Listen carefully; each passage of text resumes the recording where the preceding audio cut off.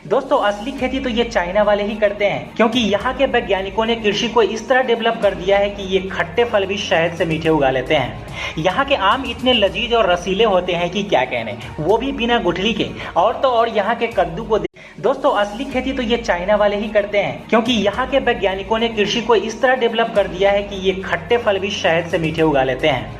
यहाँ के आम इतने लजीज और रसीले होते हैं कि क्या कहने, वो भी बिना गुठली के। और तो और यहाँ के कद्दू को